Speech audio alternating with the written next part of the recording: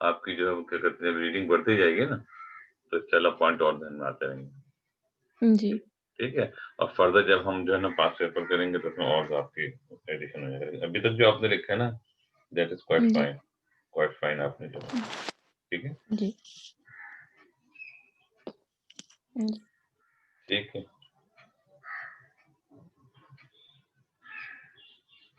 जी मेरा कल ज्वाइन कर लिया। चलो, अच्छा अब हम ऐसा करते हैं कि ईमान मैंने ज्वाइन कर लिया ना। जी यस सर। ओके, चल हम स्टार्ट करते हैं। बिस्मिल्लाहिर्रहमानिर्रहीम। यहाँ पर हमारे पास जो है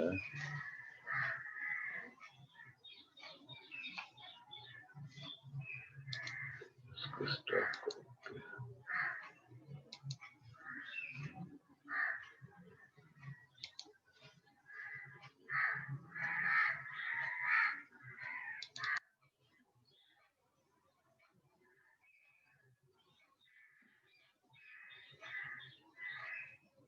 अच्छा, मैं ना आप लोग को एक ना बुक दूसरी है आईबी की, आप लोग थोड़ा सा उसको भी रीड करते रहा करें। देखिए इसमें रीड करते डिस्कस कुछ क्या करें यहाँ पे करें, हम एक ही जी चीजें डिस्कस करेंगे, अब हम नहीं कर पाएंगे। मैं आपको एक और बुक शेयर कर दूंगा, तो वो जो है लेकिन आप लोग को थोड़ा सा ना थोड़ी सी एफर्ट थोड़ी बढ़ानी पड़ेगी, जब हम कोशिश करेंगे मार्च तक कंप्लीट कर लें तो, ताकि हम जी रिवीजन जो है बाकी हम कर सकें।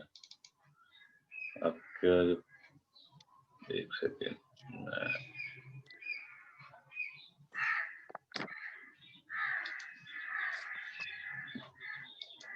पीडीएफ खोलने में थोड़ा टाइम लगता है।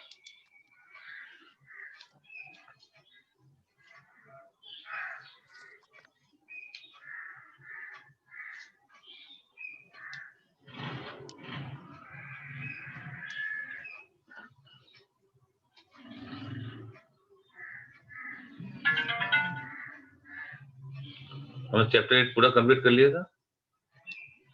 चैप्टर 8 कर लिया था, लेकिन चैप्टर 9 हम लोगों ने हाफ किया था, और फिर हमने पेज अच्छा नंबर 108 से स्टार्ट करना है, क्योंकि वो आगे समझने वाला था। अच्छा अच्छा, ठीक है ठीक है ठीक है। अच्छा ईमान, मैं फिर लास्ट क्लास में आप नहीं थी, तो थोड़ी सी अब रीडिंग इसको कर दीजिएगा, और उसमें अगर कोई इशू आए ना तो इंशाल्लाह आप पूछ लीजिएगा क्लास में। जो हमने अभी तक पढ़ा मेरा ख्याल है दैट इज नॉट डिफिकल्ट। 9 भी हमने कर लिया था। सर चैप्टर 8 किया एंड चैप्टर 9 दोनों कर लिए। नहीं, 9 चैप्टर 9 नहीं किया अभी, चैप्टर 9 हाफ किया। हम लोगों ने सेंटर में रोक दिया था, क्योंकि आपने वो इकोनॉमिक्स नहीं पढ़ी, तो जहाँ से थोड़ा समझने वाला आ गया था तो हमने वहीं पे रोक दिया था। ओके। देखिए थोड़ा फ्रेंचाइज हमने गालिब ने स्टार्ट करना था। इसमें हम लोगों ने बैलेंस ऑफ पेमेंट से स्टार्ट किया। एक्सचेंज रेट 108 से स्टार्ट करना था, एक्सचेंज रेट। जी, balance of payments current account से। अच्छा, एम्प्लॉयमेंट वगैरह हमने सारा पढ़ लिया था, ठीक है। ये आपने जी मेरा ख्याल है आपने पहले भी पढ़ा होगा ईमान। तो हम जैसा करते हैं एक्सचेंज रेट से हम स्टार्ट करते हैं आज, और इनकी अगली क्लास तक आपके पास जो जो भी चीजें हैं वो पढ़ लीजिएगा। अगर उसमें कोई इशू आए तो इंशाल्लाह भी डिस्कस कर लेंगे क्लास में, ठीक है। सर पेज नंबर क्या है? Page number 100, 108। हम 100 मैं स्क्रीन पे भी शो कर रहा हूँ। ओके।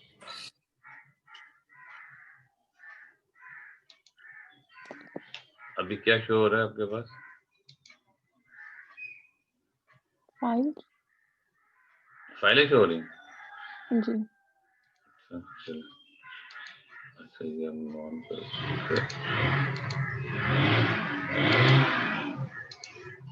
ठीक है जी। आपको शो नजर आ रहा है क्लियर जी? यस। ठीक है। अच्छा एक्सचेंज रेट, ठीक है ना, एक्सचेंज रेट क्या होता है? हमने ऊपर से स्टार्ट करना है, कहाँ से? बैलेंस ऑफ पेमेंट पेज के स्टार्ट से, यहाँ से। अच्छा अच्छा, हमने एम्प्लॉयमेंट पूरा पढ़ लिया था, ठीक है जी ठीक है। अब बैलेंस ऑफ पेमेंट क्या होता है आपको, अब मेरा ख्याल आपने ओ लेवल में भी या उसमें भी पढ़ा होगा। बैलेंस ऑफ पेमेंट क्या चीज होती है? बैलेंस पेमेंट के डिफरेंट अकाउंट्स होते हैं। बैलेंस ऑफ पेमेंट बेसिकली है कि एक कंट्री को टोटल जो भी हमें पेमेंट करनी होता है, जो रिसीव करना होता है, उसका सारा अकाउंट जो क्या कहलाता है, बैलेंस ऑफ पेमेंट कहलाता है। ठीक है, जैसे यहाँ लिखा हुआ है, if a countries economy has a large and persistent deficit on, नहीं तो कुछ और चीज है, लेकिन बैलेंस ऑफ पेमेंट क्या पहले समझे। ठीक है, बैलेंस ऑफ पेमेंट क्या होता है, आपके टोटल पेमेंट जो एक कंट्री के दूसरी अदर कंट्रीज के साथ या अराउंड द वर्ल्ड जिसके साथ आपके जो पेमेंट होती है, जो रिसीव होता है, उसके जो बैलेंस होता है वो क्या कहलाता है, balance of balance of payment. ठीक है ना, उसके डिफरेंट अकाउंट होते हैं, कुछ एक जैसे करंट अकाउंट है, फिर आगे जाके आप कैपिटल अकाउंट, फाइनेंशियल अकाउंट, उसमें सब जो आते हैं। इसके लिए करंट अकाउंट में क्या क्या चीजें आती हैं हम यहाँ करते हैं, देखें, क्योंकि ये पॉली इकोनॉमिक्स का पार्ट है, इस वजह से शायद इन्होंने शॉर्ट दिया हुआ यहाँ। If a country's economy has a large and persistent deficit on balance of payment, then serious economic problem could result, such as जैसे पाकिस्तान के साथ ही है ना, अभी थोड़ा पॉजिटिव आने शुरू हुआ है, वरना करंट अकाउंट में डेफिसिट होता है। अच्छा, deficit balance of payment deficit का क्या मतलब है करंट अकाउंट में, बेसिकली इसका मतलब ये हुआ कि हमें पेमेंट ज्यादा की हुई हमने और हमें रिसीव कम हो रहा है। ठीक है, तो इसकी वजह से फर्क क्या पड़ता है, आपका fall of depreciation in the value of currency. अच्छा, ये क्यों होता है, वजह उसकी ये होती है कि जब हमें जब पेमेंट ज्यादा करनी है, तो इसका मतलब है फॉरेन एक्सचेंज हमें ज्यादा चाहिए। ठीक है, और हमारी जो करेंसी की वैल्यू कम और दूसरी करेंसी की वैल्यू देखिए, जिसकी डिमांड सप्लाई, याद रखिएगा एक्सचेंज रेट पूरे जब हम पढ़ेंगे इसके अंदर सारा का सारा इसी तरह जिस तरह मनी आउटफ्लो ज्यादा हो जाती है, उसकी वजह से डिप्रिसिएशन हो जाती है। बिल्कुल बिल्कुल, आप इसको ऐसा समझे, जिस तरह का दूसरी प्रोडक्ट है ना, इसी को करेंसी के वजह से एज ए उस तरह उसको समझ के पड़िएगा। जिस तरह किसी अगर प्रोडक्ट की डिमांड बहुत ज्यादा बढ़ जाती है तो उसकी वैल्यू ऊपर चली जाती है, और किसी प्रोडक्ट की वैल्यू कम हो जाती है तो उसकी डिमांड कम हो जाती है, उसकी वैल्यू कम हो जाती है। क्योंकि जब हम पहले पेमेंट ज्यादा करनी है तो इसका मतलब हमने करेंसी को सेल करके जो करेंसी जो हमें पेमेंट करनी है जनरली डॉलर होती है ना, जनरली डॉलर होती है, तो हमें क्या है डॉलर की हमें ज्यादा डिमांड हो जाती है, इसलिए डॉलर की कीमत बढ़ जाती है, तो उसके अगेंस्ट हमारी वैल्यू जो है वो आस्ता आस्ता कम होने शुरू हो जाती है, और जितना डेफिसिट हमारा होते रहेगा उतनी हमारी वैल्यू कम होती रहेगी, और डॉलर की वैल्यू जो जिसमें हम पेमेंट कर रहे हैं उसकी वैल्यू बढ़ती रहेगी। ठीक है, अच्छा, दूसरा है, एक तो ये कि fall depreciation of the value of currency exchange, दूसरा क्या होता है decline in the country reserve of currency. अच्छा, ये फॉरेन रिजर्व क्या चीज होती है, पाकिस्तान पहले क्या, दूसरे कंट्रीज के जो करेंसीज होती हैं बैंक में रिजर्व, जी पहले तो ये होता था कि जो रिजर्व होता था ना वो गोल्ड होता था, हर एक के पास कॉमन था कि ज्यादा गोल्ड है इतना ज्यादा रिजर्व है। अब जो है वो गोल्ड रिजर्व से हटा के बेस जो है वो हो गया डॉलर। इसका मतलब इसी वजह दुनिया में सबसे ज्यादा जो है ना वो डॉलर ही जो है ना वो एक्सचेंज होता है, तो क्या होता है कि डॉलर की वैल्यू ऑटोमेटिक ऊपर जा रही है। ठीक है जी। अच्छा, अब आपके एक और आ गया, अनविलिंगनेस ऑफ फॉरेन इन्वेस्टर। अच्छा, जब आपकी बैलेंस शीट कम होती जाएगी, जाहिर आपका डेफिसिट और आपका पेमेंट ज्यादा, इसकी वजह से कि एक तो वैसे हम प्रॉब्लम में चल रहे होते हैं, दूसरी प्रॉब्लम क्या आ जाती है कि दूसरे जो इन्वेस्टर है वो हमारे पास क्या होते हैं कि वो इन्वेस्ट में वो इंटरेस्टेड नहीं होते। अच्छा, जब फॉरेन इन्वेस्टमेंट नहीं आएगी तो जो इकोनॉमिक पॉइंट ऑफ व्यू से जो हमारे पास जो पॉजिटिव बेनिफिट आने होते वो तो आते नहीं, लेकिन एक और प्रॉब्लम आ जाती है कि हमारी जब वो क्योंकि जो बाहर से दूसरे मुल्क से लोग आएंगे वो डॉलर लेकर आएंगे।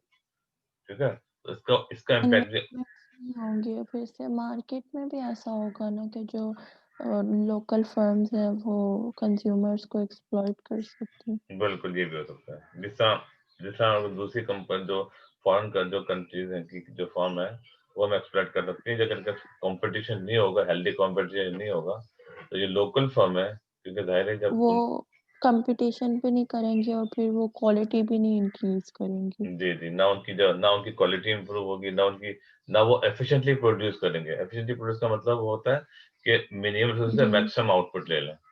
जी। अच्छा, देखेंगे ये हम जो डिस्कस कर रहे हैं ना ईमान, आप भी सुनिएगा, जो हम जो भी डिस्कस कर रहे हैं, हम जो है ना ये जो ये किसी क्वेश्चन में अप्लाई हो सकता है। ठीक है, कि हम एफिशिएंसी की हम बात कर रहे हैं तो ये तमाम नॉलेज आपके जहन जो भी डिस्कस कर रहे हैं हम लोग, इसको जहन में रखिएगा, ये कहीं पर भी जहाँ पे भी एफिशिएंसी का जिक्र आता है, जरूरी नहीं एक्सचेंज रेट में ही है, किसी चीज में भी एफिशिएंसी अगर आपकी ज्यादा बेहतर होगी तो इसका मसलन का मतलब हुआ कि आप प्रोड्यूस ज्यादा कर रही हैं और रिसोर्सेज कम कंज्यूम कर रही हैं, ठीक है। तो जहां पर भी, और इसकी इकोनॉमिक एफिशिएंसी इकोनॉमिक एफिशिएंसी, इसमें एलोकेटिव एफिशिएंसी और हमारे पास और दूसरे और प्रोडक्टिविटी। प्रोडक्टिव एफिशिएंसी होती है ना, ठीक है ना। इकोनॉमिक्स इनके पास नहीं है ना, शायद आप जिसका इकोनॉमिक्स है तो जाहिर है आपको ज्यादा बेहतर पता है, लेकिन मतलब ईमान के पास इकोनॉमिक्स नहीं है ना, तो शायद उनके पास इतना नहीं होगा। लेकिन फिर भी मैं रिकमेंड करूंगा, अगर आप लोग थोड़ा सा जो है ना अच्छा स्कोर करना चाहते हैं, तो ईमान को कहूंगा वो भी थोड़ी सी ना इकोनॉमिक्स की बुक जो रीड करें। अगर नहीं है तो मैं आपको शेयर कर दूंगा इकोनॉमिक्स की, मेरे पास सॉफ्ट कॉपीज है, ठीक है। अच्छा जी। चलें चलें, तीन जिसमें तीन पॉइंट इसके अंदर आ गए। एक तो ये है कि आपके पास, ये मेरा ख्याल है इनकी आवाज शायद मैसेज है, पढ़ okay sir, kindly share the book. Okay fine, great, very good, ठीक है। अभी क्लास के बाद मैं आपको शेयर कर दूंगा, और अगर जो है ना वो नहीं, अगर मैं भूल जाऊं या कुछ और है तो मुझसे आप टेस्ट करके पूछ लीजिए, मैं आपको इंशाल्लाह ध्यान दिया शेयर कर दूँ, जी। ठीक है। अच्छा ठीक है, ओके। अच्छा इधर देखें, ये आपके पास ये हो गया, उसके बाद balance of payment, current account. अच्छा करंट अकाउंट है, एक्सचेंज। एक्सचेंज को बहुत सबसे ज्यादा इम्पैक्ट जो है ना करंट अकाउंट पे पड़ता है। This account record the value of trade and services. अच्छा ट्रेड का मतलब हुआ बाइंग एंड सेलिंग, ठीक है। Trade in goods and services, ठीक है। गुड्स एंड सर्विस, जो बैलेंस ऑफ ट्रेड होता है वो फिजिकल गुड्स की बाइंग एंड सेलिंग होता है, और करंट अकाउंट में दोनों चीजें आ जाती हैं आपकी, trade in goods and trade in services. Goods आपको पता है भी हम बाइंग एंड सेलिंग हम करते हैं। सर्विस का मतलब हुआ, अगर मैं जो हूँ, अच्छा मैं आपसे क्वेश्चन कर रहा हूँ, आप दोनों को कोई भी जवाब दे सकता है। अगर मैं एमिरेट्स से जो है ना वो सफर कर रहा हूँ, और मैं जाके ना वो यूके जाके, और मैंने यहाँ से यूके, जैसे वर्जिन आइलैंड शुरू हुई है, मैं वर्जिन आइलैंड से इंग्लैंड गया और उसके बाद वापस आ गया। तो अब बताइए इसमें किसने इंपोर्ट किया, किस कंट्री का इंपोर्ट है, किस कंट्री का एक्सपोर्ट है? क्योंकि वर्जिन आइलैंड यूके की है। एमिरेट्स जो है वो तो यूएई की है ना, बिल्कुल तो यहाँ एमिरेट्स इंपोर्ट हुआ। हमने इंपोर्ट किया, ठीक है। अगर एमिरेट्स मैं यूज कर रहा हूँ, तो बेसिकली मैं इंपोर्ट कर रहा हूँ यूएई का, और जो यूएई वो एक्सपोर्ट कर रहा है सर्विस को, ठीक जी। है। और वर्जिन अटलांटिक की अगर मैं एयरलाइन यूज कर रहा हूँ, तो ये यूके की जो फर्म है ये क्या कर रही है, एक्सपोर्ट कर रही है, और मैं इंपोर्ट कर रहा हूँ। जी। इसी तरह अगर कोई यूके का जो जो रेजिडेंट है, और वो पीआईए यूज कर रहा है, पीआईए से जो है यूके का रेजिडेंट है, लेकिन वो यूएसए से कराची आ रहा है, ठीक है।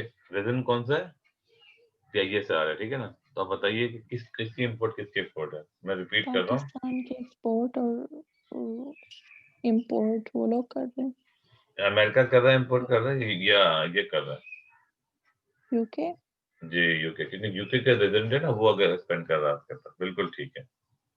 हालांकि फ्लाइट वहां से चल रही है, वेरी गुड, ठीक है ना। तो जो उसको परचेज कर रहा है, उस कंट्री का जो पेमेंट हो रही है वो क्या है, वो उनको उसको इंपोर्ट कर रहा है, और पीआईए जो है ना जिन्हें पाकिस्तान उसको एक्सपोर्ट कर रहा है। सर्विस में इस तरह से इंपोर्ट एक्सपोर्ट होती है, ठीक है ना।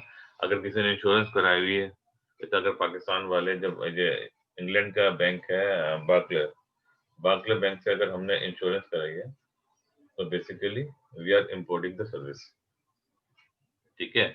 जी। और यूके एक्सपोर्ट कर रहा सर्विस को, ठीक है जी। हम थोड़ा सा आगे चलते हैं इसके अंदर। अच्छा देखिए, this account record the value of trade in goods and services between one country and the rest of the world. A deficit means that the value of goods and services imported exceed the value of goods and services exported. Very simple, इसमें कोई self explain statement है, बहुत ही clear और बहुत वाज़ेह बताया, ठीक है। अच्छा जी। अब एक्सचेंज रेट हम जैसे पहले भी डिस्कस किया था, price of currency in terms of another. Another. अब बेसिकली अनदर जो है ना, अब जो है वो ये हो गया है कि अब ज्यादातर जो most of the time majority of the places it is dollar basically, ठीक है ना। जैसे हम अगर हम, अच्छा मुझे ये बताइए, चलिए एक और इसी बात में, अगर आप लोग ये लेवल का पेपर आप लोग देंगे, ठीक है, और आप लोग जाहिर है यहाँ से पेमेंट करते हैं इनको ना, आप तो पाकिस्तान रुपीज में करते हैं, लेकिन बेसिकली वो चार्ज हो रहे होते हैं पाउंड के अंदर। तो हम कौन इंपोर्ट कर रहा है कौन एक्सपोर्ट कर रहा है? और ये हम क्या हो लोग रहा है? इम्पोर्ट कर रहे हैं, एजुकेशन इम्पोर्ट कर। ठीक है, तो ये हम ये जो है वो सर्विस है या गुड है? सर्विस। गुड, ठीक है, तो सर्विस हम इम्पोर्ट कर रहे हैं। अच्छा, एक सेकंड मुझे जरा दे।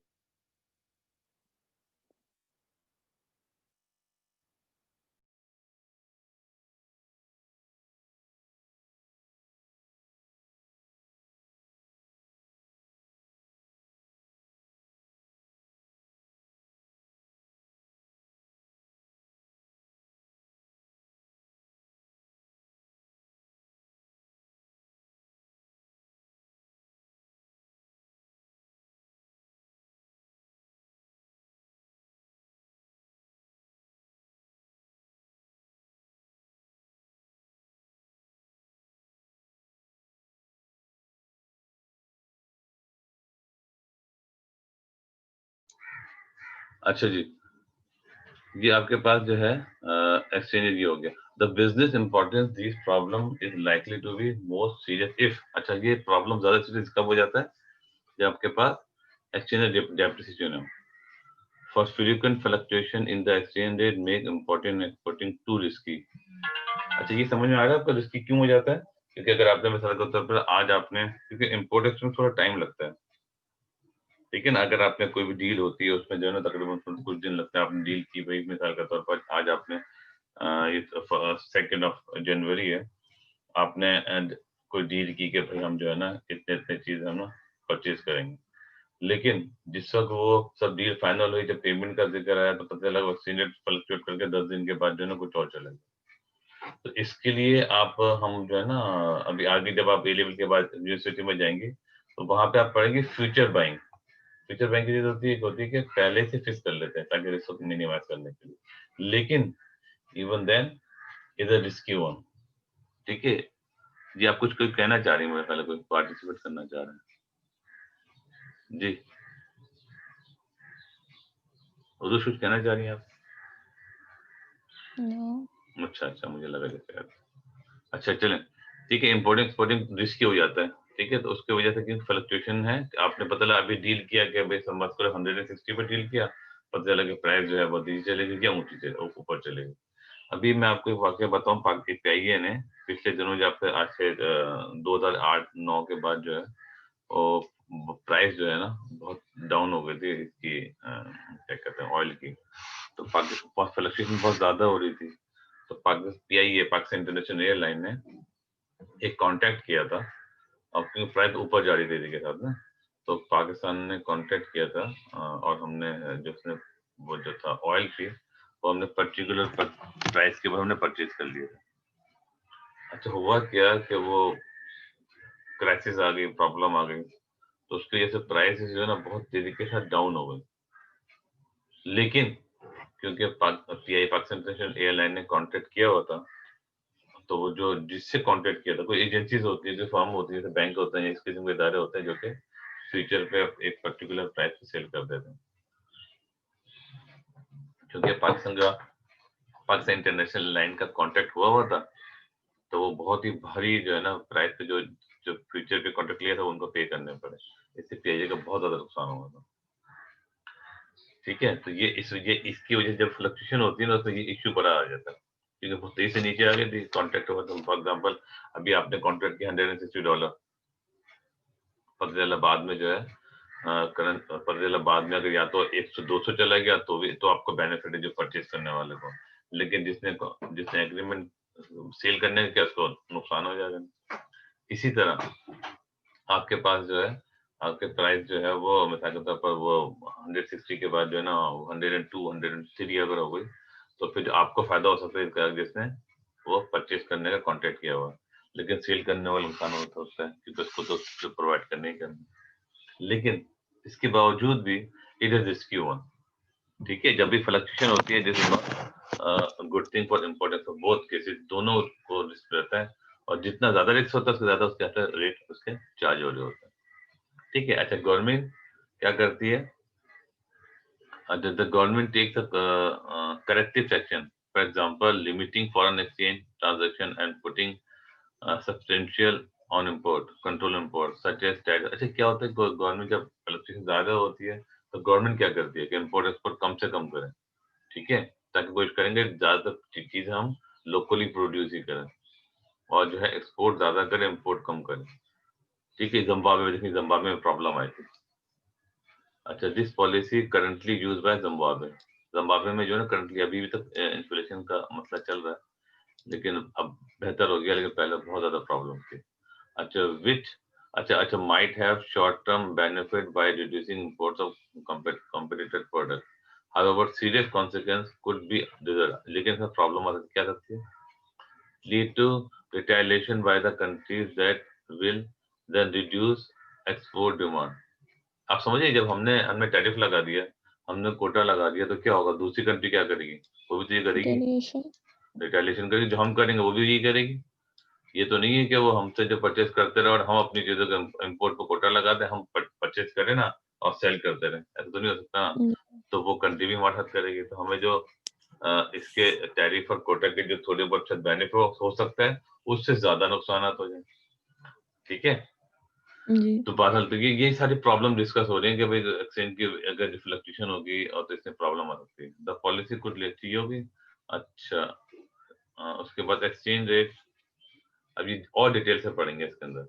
As with the price of free market. अच्छा, फिर वही वाली बात आ गई, फ्री मार्केट में क्या होता है एक्सचेंज रेट, जैसे मैंने आपको सबसे पहले बताया था कि आपके पास अगर जिस चीज की प्राइस फ्री बढ़ते, मार्केट तो वो होगी ना जहाँ पर जो एक्सचेंज रेट है वो डिमांड और सप्लाई के फोर्सेस से डिटरमाइन होता है बिल्कुल ऐसे ही है।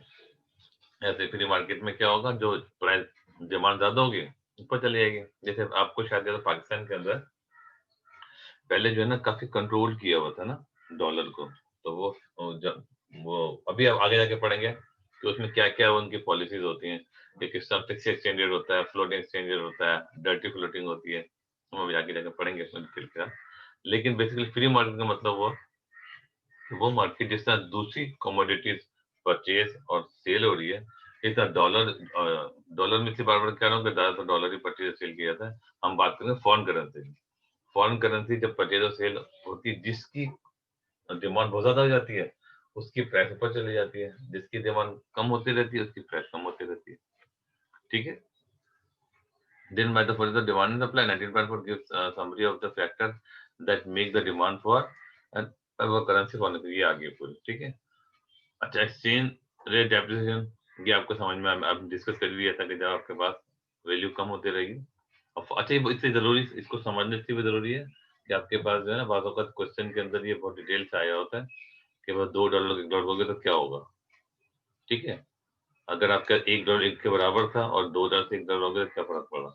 The fall in the external value of currency as measure of by its exchange rate against other currency. अच्छा, if $1 falls in value from pound to pound 1, इसका मतलब $1 में पे आपके पहले 2 पाउंड मिल रहे थे और अब जो है 1.5 मिल रहे हैं। The value of dollar has depreciated in value. ठीक है, ये समझाने की कोशिश करें। बेसिकली $1 में आपको पहले 2 पाउंड मिल रहे थे, अब एक ही डॉलर में अगर आपको $1.5 मिल रहा है, तो बेसिकली इसका मतलब ये हुआ कि डॉलर डेप्रिशिएट हो रहा है, लेकिन जो आपकी जो पाउंड है वो अप्रिशिएट हो रहा है। ठीक है ना, मेरा ख्याल ये तो आपको काफी अंदाजा होगा, पता होगा। अच्छा, गुड एंड हम ये सर्विसेज, भी तो कह सकते हैं ना कि जो ये पाउंड है ये अप्रिशिएट हुआ। बिल्कुल बिल्कुल सही, ऐसे ही है, ऐसे ही है। और इसको जो है ना क्वेश्चन में ऐसे ही जो है ना वो दिया जाता है, आपको दिया जाता है, आपको लगता है कि डॉलर अप्रिशिएट हो रहा है, लेकिन वो बात कर रहे होते हैं पाउंड की। ठीक है, तो क्वेश्चन को बहुत ही देख के हमें करना पड़ता है। ठीक है, बिल्कुल ऐसे सही कहा आपने कि डॉलर का अप्रिशिएट होने का दूसरा मतलब ये हुआ कि आपकी जो पाउंड है वो अप्रिशिएट हो रहा है। ठीक है, अच्छा, इसको ऐसा समझे कि $1 से आपको 2 पाउंड मिल रहे थे, अब $1 के आपको 1.5 पाउंड मिल रहे हैं। या अगर दूसरे पॉइंट ऑफ व्यू से हम सोचें कि पहले 2 पाउंड देके $1 मिला था, अब हमें सिर्फ $1.5 मिलकर $1 मिल रहा है। तो इसका मतलब ये हमारी करेंसी यानी पाउंड जो है वो एप्रिशिएट हो गई है। ठीक है, इम्पोर्ट एक्सपोर्ट आपको तो बहुत अच्छी तरह पता है, मैं कल इसको स्किप कर देते हैं। ठीक है, अच्छा, एक्सचेंज रेट एप्रिसिएशन वही वाली बात आ गई, अब rice in the external value वही वाली बात आ गई। ठीक है ना, ये अप्रिशिएट हो गया। अच्छा 1.5 था, 1.5 से अगर 1.8 हो गया, अब इसका मतलब हुआ कि डॉलर तो अप्रिशिएट हो गया, लेकिन आपके पास जो है वो पाउंड जो है वो डेप्रिशिएट हो गया। ईमान आपके समझ में आ रहा है? मेरा ख्याल है ये तो मेरा ख्याल इनको तो समझ में अच्छी तरह आ रहा है उरुज को। ईमान आपको कंफ्यूजन तो नहीं हो रही?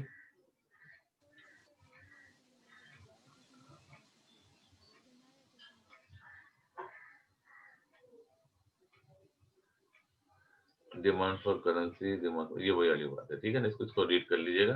देखिए इसमें जो हम जो मेन चीजें पढ़ते हैं, एक्सचेंज रेट फ्लक्चुएशन का मतलब हुआ कि अप एंड डाउन, ठीक है? इसमें ज़्यादा डिटेल में नहीं जाता, आगे चलते हैं, ठीक है? समझ में आ रही है? एक्सचेंज का मतलब अप एंड डाउन पूरी चार्ट क्लियर कर होता है, इसे शॉक वगैरह भी कहते हैं। एक्सचेंज रेट फ्लक्चुएशन के appreciation of the currency, winner and loser, ठीक है? अच्छा कौन विनर और लूजर होता है? अच्छा एप्रिशिएट, जब करेंसी एप्रिशिएट होती है तो कौन विन करता है, कौन लूज करता है? अच्छा देखें, आपके पास अगर करेंसी अप्रिशिएट हो रही है तो उसकी वजह से जो है ना कुछ बेनिफिट भी, तो कुछ कुछ जो है ना वो नुकसान भी हो सकते हैं। क्योंकि अगर आपकी करेंसी एप्रिशिएट हो रही है तो आपकी इंपोर्ट जो है सस्ती हो जाएगी, एक्सपोर्ट महंगी हो जाएगी।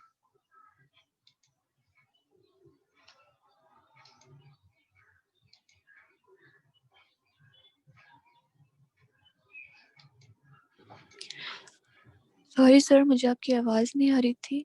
अच्छा अब आ रही है, बिल्कुल आपकी आवाज हमें नहीं आ रही थी, अभी आ रही है? Yes sir. अच्छा तो ये सब क्लियर है ना? अभी तक कोई इशू तो नहीं है? सर थोड़ा सा मैं कंफ्यूज्ड हूँ, लेकिन ये वीडियो रिपीट पे लगती है जो आप रिकॉर्ड कर रहे हैं? हाँ मैं तो रिकॉर्ड किए, मैं आपको रिकॉर्ड कर रहा हूँ। अगर आप कहें तो इसको फिर मैं शेयर कर दूंगा इसको। सर सारी वीडियो शेयर जरूर कर दें, बिकॉज मैं दोबारा देख के नोट्स लूंगी ना।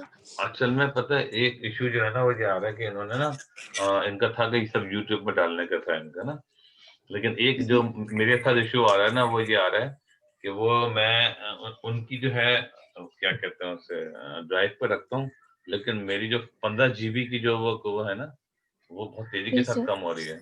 और ये अच्छी खासी है वो कि वीडियो होती है ना तो अच्छी खासी इसका वो ज्यादा होता है। तो सर ये व्हाट्सएप पे शेयर नहीं हो सकती सिंपली?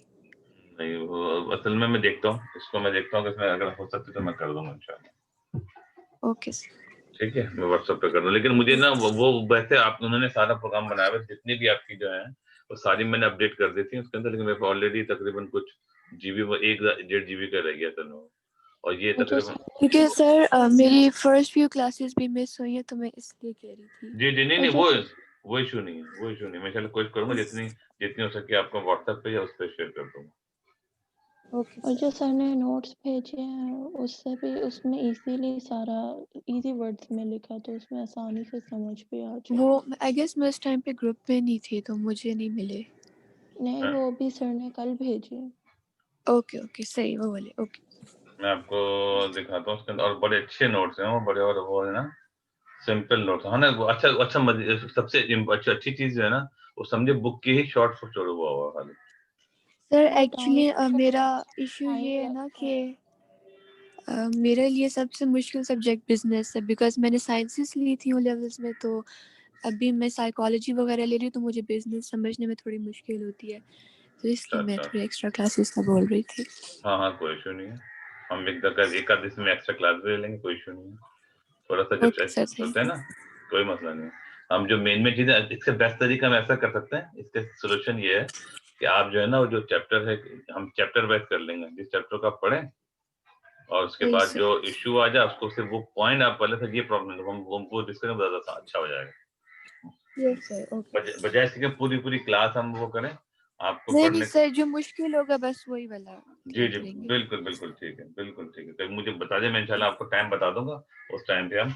Okay sir. और जरूरी नहीं कि क्योंकि समटाइम क्या होता है जब बड़ी क्लास जो है ना वो आपको इतना एब्जॉर्ब नहीं कर पाते, तो आप सिर्फ पॉइंट्स यस कर लें, सर। वो हम क्लासेस ज्यादा कर लेंगे, बजाय इसके कि जो है ना वो हम जो है वो एक ही क्लास, आपको जब भी प्रॉब्लम हो उसको शेयर कर लें, और उस मैं आपको टाइम बता दूंगा और इंशाल्लाह आपको हेल्प आउट कर दूंगा, ठीक है? Okay sir.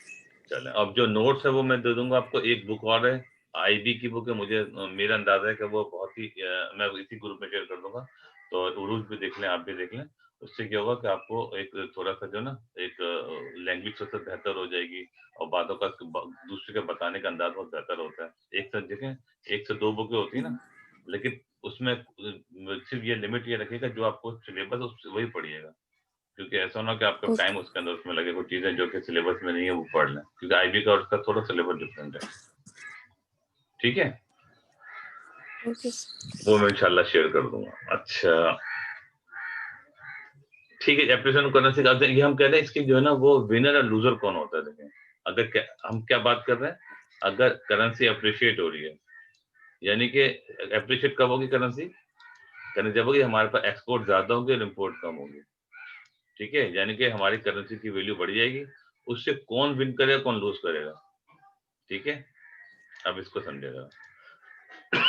On the impact of exchange fluctuation are summarized, अच्छी तो खैर वो उसमें 95 में domestic firm that gain from an appreciation of the country's currency, इसी ये होगा जब करेंसी जब स्ट्रांग हो जाएगी ना, तो क्या होगा, importer of foreign raw material and component for home the domestic currency cost of this import will be falling, this increase their competition. इसका मतलब हुआ कि आपकी करेंसी स्ट्रांग होगी तो जो आप फॉरेन जो देखें जो आप परचेज कर रहे हैं ना वो आपकी सस्ती हो जाएगी। ठीक है, अगर रॉ मटेरियल परचेज है तो आपके लिए बहुत ही बेनिफिशियल है, लेकिन अगर फिनिश गुड परचेज कर रहे हैं तो वही कंट्री के लिए ज़्यादा अच्छा नहीं होता वो, क्योंकि इम्पोर्ट हम नहीं बल्कि अच्छा होता है कि इम्पोर्ट आप, लेकिन नुकसानदेह होता है क्योंकि आपके पास इम्पोर्ट जो है ना आपकी, अगर फिनिश गुड्स आपकी है तो इम्पोर्ट आपकी सस्ती हो जाती है और एक्सपोर्ट आपकी महंगी हो जाती है, यानी कि आप जो है ना फॉरेन एक्सचेंज आपके बैलेंस ऑफ पेमेंट जो है ना वो डिस्टर्ब होना शुरू हो जाता है अगर आप करेंसी स्ट्रांग हो जाए। ठीक है, इस रिकॉर्ड समझिएगा, ऐसा होना कि आप बोलेंगे कि यार करेंसी स्ट्रांग होना मतलब ही हो गया, करेंसी हमेशा स्ट्रांग होना अच्छा नहीं होता, समटाइम प्रॉब्लम भी आ सकती है। अगर आपके पास जैसे आपके पास जो है करेंसी स्ट्रांग है और आपका रॉ मटेरियल अब यूज हो रहा है तो आपके लिए बहुत अच्छी चीज है, क्योंकि आपके जो लोकल जो है ना वो आपकी कैश कम हो जाए। लेकिन यही है कि अगर आपके पास जो है वो फिनिश गुड्स है तो आपकी इंपोर्ट महंगी सस्ती हो जाएगी और एक्सपोर्ट जो है वो महंगी हो जाती है। समझ में आ रही है, कंफ्यूज तो नहीं हो रहे आप लोग? No sir. गुड, ठीक है ना, आपकी समझ में भी आ रहा होगा पूरा ना आपको, इसको रीड भी करते रहे। अच्छा, importing of raw material and company ये सस्ता हो जाता है इनके, आपकी वजह से क्या होता है, आपके जो जो इम्पोर्टेड प्रोडक्ट हैं वो अच्छी क्वालिटी के आप प्रोड्यूस कर सकते हैं, और ताकि जो फॉरेन जो प्रोडक्ट है उससे किसी हद तक जो है वो compete कर सकते हैं। ठीक है, अच्छा, importers of foreign manufactured goods were able to import the product from cheaply in terms of domestic, हाँ बिल्कुल कर सकता है। अगर कोई इम्पोर्टर है जो कि फॉरेन मैन्युफैक्चर गुड ले रहा है तो उसको सस्ती मिल जाएगी। क्यों सस्ती मिल जाएगी? क्योंकि हमारी करेंसी स्ट्रांग हो गई है। हमारी करेंसी स्ट्रांग होने का मतलब ये हुआ कि जब हम पे कर रहे हैं तो हमें कम पैसे देने पड़ेंगे। ये ईमान आपकी समझ में आ रही है बात? ये हमारी करेंसी स्ट्रांग का मतलब हुआ। Yes sir. Very good. जैसे मिसाल अभी 160 एक डॉलर पे करने के लिए हमें 160 रुपए देने पड़ रहे हैं। अगर यही हमें 100 पे आ जाए तो इसका मतलब है कि आपके तकरीबन 50% आपकी जो प्राइस अगर कम हो गई तो आपको सिर्फ $1 की चीज परचेज करने के लिए 160 के वजह सिर्फ 100 रुपए देने पड़ेंगे। ठीक है, तो आपकी चीज सस्ती हो जाएगी तो ज्यादा इम्पोर्ट कर सकती है। अच्छा ठीक है। अच्छा, फॉरेन मैन्युफैक्चरिंग गुड, अच्छा इस इम्पोर्टर को बहुत ज्यादा फायदा हो रहा है। अब देख 2008 की जो मैंने जिक्र किया 2008 में क्या हुआ था, it was claim that European importers of United State produce किया cars were profiting at the expense of consumer. ठीक है ना, कौन किसको प्रॉफिट मिल रहा था? कंज्यूमर की प्रॉफिट ज्यादा मिलता। अच्छा, this was because although the import price of cars was falling due to appreciation of the euro against the dollar, they were not selling them more cheaply to European consumer.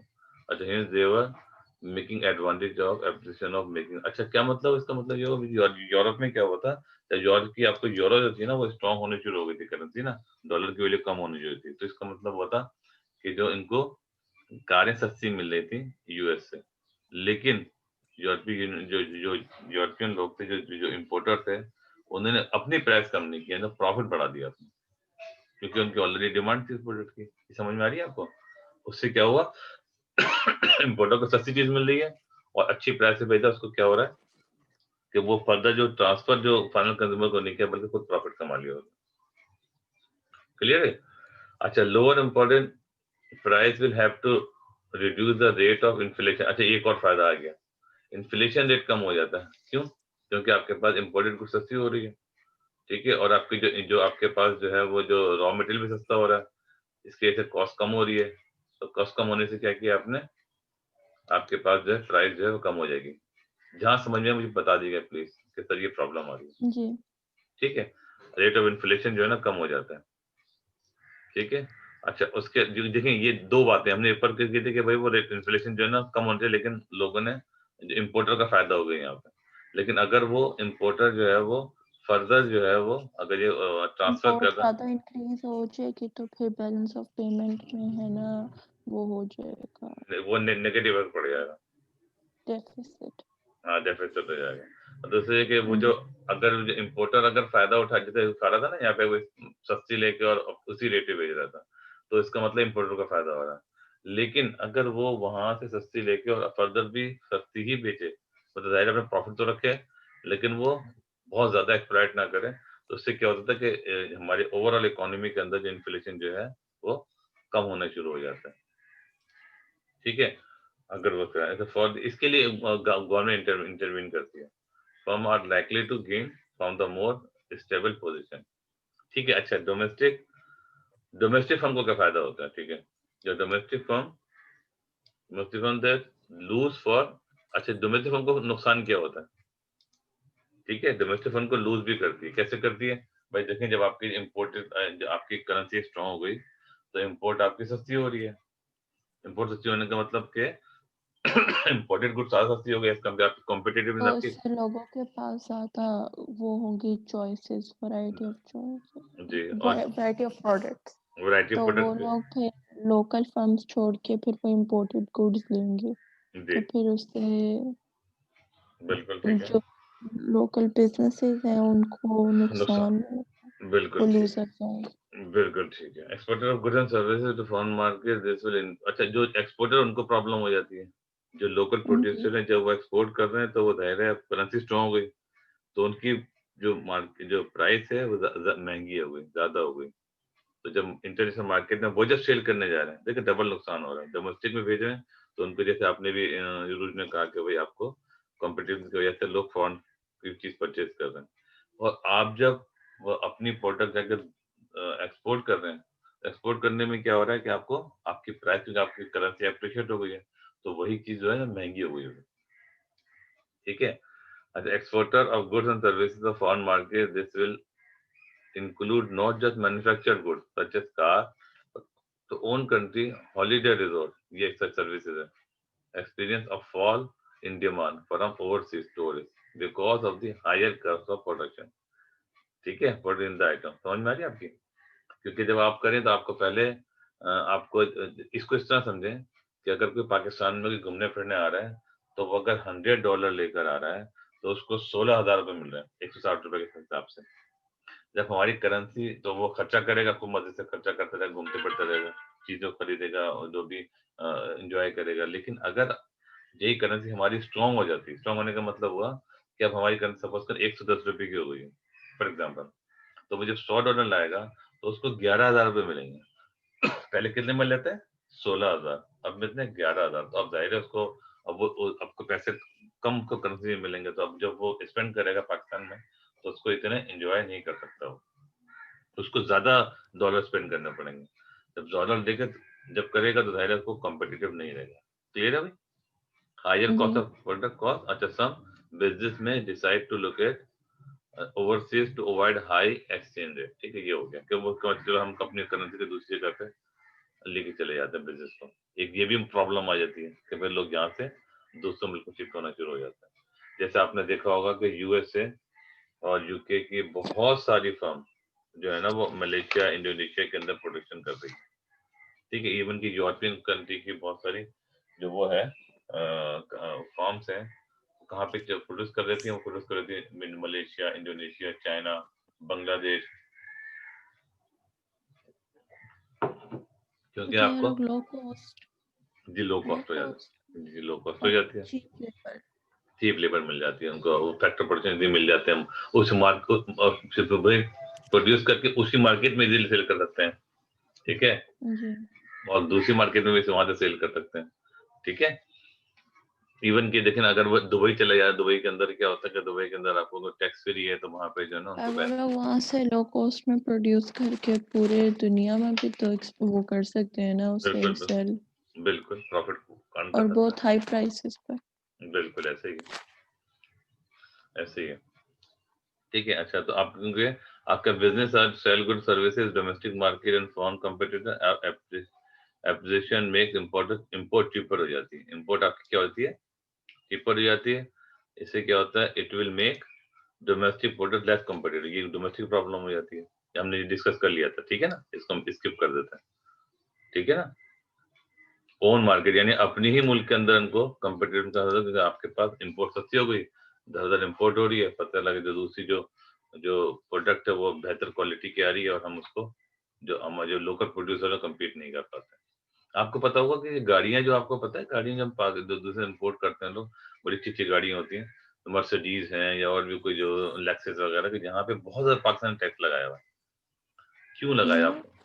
Pakistan में sir बहुत क्योंकि वहाँ पे price कम होती है जहाँ से आ रही होती है, लेकिन प्राइस, पाकिस्तान में आके महंगी हो जाती है। अच्छा प्राइस कम क्यों होती है? पाकिस्तान में तो वो लगा है सर ना टैक्सेस टैरिफ लगा और देते हैं। हाँ एग्जैक्टली।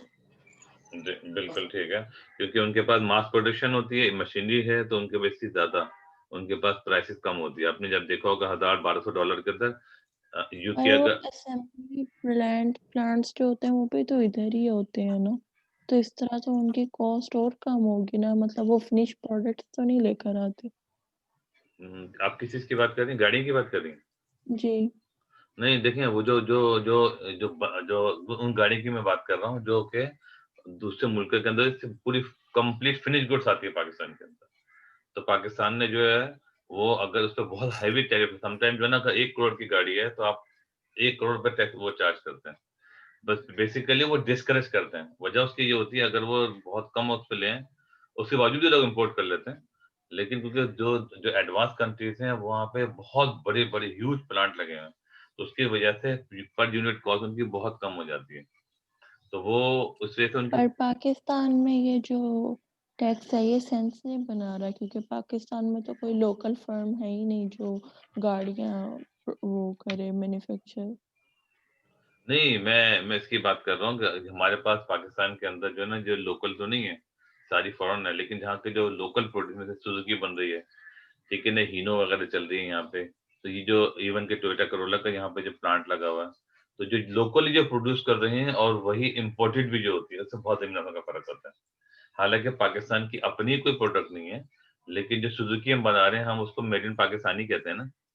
इसी तरह टोयोटा की जो कुछ गाड़ियां बना रहे हैं, हम कहते हैं मेड इन, असेंबल, अगर असेंबली भी हम कर रहे हैं तो असेंबली मोटरसाइकिल है, असेंबली यहाँ पे होती है, लेकिन जो बाहर से फुल जो इम्पोर्टेड होती है, पूरी गाड़ियां इम्पोर्ट हो जाती हैं यहाँ पे, तो उसके बहुत ज्यादा टैक्स लगाया हुआ है, क्योंकि जो लोकली प्रोड्यूस हम करें, चाहे वो अपनी प्रोडक्ट ना करें, सुजुकी करें, टोयोटा करें, लेकिन यहाँ पे जो प्रोड्यूस हो रही है उन कार के अंदर, और जो बाहर से असेंबल होकर आई हुई होती है, तैयार होकर आई हुई होती है, उन पे कंप्लीट कार। 300% टैक्स है ना, और हाँ, साथ में और भी टैक्सेस उसकी पाकिस्तान। उसकी वजह यह है कि देखें वो गाड़ियां बहुत सस्ती होती हैं, मतलब अगर $1000 की है, $1000 का मतलब पाकिस्तान में, अगर जो बहुत अच्छी कंडीशन में गाड़ी, अगर आपने यहाँ पे इवन के सऊदी अरब में सस्ती होती है, लेकिन यूके यूएसए में तो बहुत सस्ती होती है एज कम्पेयर टू पाकिस्तान, ठीक है। आम गाड़ियां जो आपको यहाँ पे जो मिलती है ना, वहाँ पे अगर बहुत ही अच्छी कंडीशन में आपको जो अगर अगर 8-10 साल पुरानी गाड़ी है, 8-10 साल, पाकिस्तान में 30 साल पुरानी गाड़ी होती है, लेकिन और वहाँ की गाड़ियां चलती हैं, वो तो आपको जो है ना, वो उसकी रोडें इतनी अच्छी हैं, उनके पास वो जो पोल्यूशन जो है ना वो कम है, उनका जो डस्ट वगैरह इतनी कम होती है कि वो गाड़ियां 8-10 साल में कुछ भी नहीं होता उनको, सबकी सीट वीट सब बड़ी अच्छी अच्छी कंडीशन में रहती हैं वो। लेकिन यहाँ अगर वो वहां से यहाँ भेज दें बहुत अच्छी कंडीशन की गाड़ियां, तो हमारी नई गाड़ियों से वो फिर भी अच्छी होंगी, लेकिन वहां पे, लेकिन वो यहाँ पर आने शुरू हो जाए, अगर अलाउ कर दें, तो हमारे जैसे आपने ना 300% है, अगर वो 300% लोग उसके बावजूद भी इम्पोर्ट कर लेते हैं, लेकिन 3% अगर सिर्फ 100% करते हैं खाली, तो $1000 की गाड़ी अगर है तो $2000 में अगर पाकिस्तान में आ जाए, तो फिर भी 3 लाख की, 3.5 लाख की पड़ेगी, तो जो आपके पास 3 साढ़े 3 लाख में तो आपकी जो है ना ये छोटी-छोटी गाड़ियाँ आपके पास आती हैं, सेकंड हैंड में। तो वो तो सेकंड हमारी नई गाड़ी से भी अच्छी होगी। इससे उससे होगा क्या? हमारी डोमेस्टिक इंडस्ट्री पूरी जो है ना बिल्कुल कोलैप्स हो जाएगी। तो कोई परचेज़ करेगा ही नहीं। भई 3 लाख में आपको इम्पोर्टेड गाड़ी मिल रही है, तो और वो भी अच्छी उसमें चल रही है, तो आप लोकल गाड़ी क्यों लेंगे आप? ठीक है? इस वजह से पाकिस्तान ने जो है ना 100 300 बनाया हुआ है और बहुत ज़्यादा डिस्कस करते हैं। इतनी प्रॉब्लम, इतनी अच्छा ये खाली जो है ना टैरिफ नहीं लगाते, कुछ दूसरी जो है ना कॉम्प्लिकेशन भी कर रहे होते हैं समटाइम। ठीक है? वो कॉम्प्ल एम्बार्गो? एम्बार्गो तो एम्बार्गो मतलब ज़ीरो कोटा होता है। एम्बार्गो नहीं, वो कुछ प्रोसेस में भी टाइम लगा देते हैं। अब कॉम्प्लेक्स वो हाँ, प्रोसेसेस प ताकि जी, लोग जी, डिस्करेज हों डिस्करेज आपको। इम्पोर्ट कर। जी, वो आपका मतलब आपने कहा गाड़ी है, आपके वहाँ खड़ी हुई है, आपको पता लगा गाड़ी आ गई है, आप रिलीज़ करने में उन्होंने ये डॉक्यूमेंट, वो तो उसमें बेसिकली क्या करते हैं, लोग जो है वो डिस्करेज हो जाते हैं, बोलना यार क्या एक तो दूसरों को बताता नहीं इतने महीने में 1 महीना लग गया मुझे, गाड़ी भी खड़ी-खड़ी वहाँ पे क्या हो गई। तो इस एक ये भी एक गवर्नमेंट का एक वो प्रोसेस होता है कि जो है ना प्रोसेस के डिले इन प्रोसेस कर देते हैं, टैरिफ ज़्यादा लगा देते हैं, ठीक है ना? उसके अलावा और भी रूल्स एंड रेगुलेशन काफ़ी लगा देते हैं। तो बेसिकली ताकि डिस्करेज किया जाए और जो पाकिस्तान चाहेगा कि लोग जो है ना वहाँ से इम्पोर्ट ज़्यादा करें, वो क्या होता है पाकिस्तान उसमें जो है ना वो फैसिलिटीज़ वगैरह देते हैं। जो ये लोग जी इन चीज़ों को इम्पोर्ट करेंगे उनको हम ये बेनिफिट देंगे क्योंकि वो पाकिस्तान के लिए जो बेनिफिट जो या किसी कंट्री के लिए बेनिफिशियल होता है। ठीक है जी? अच्छा,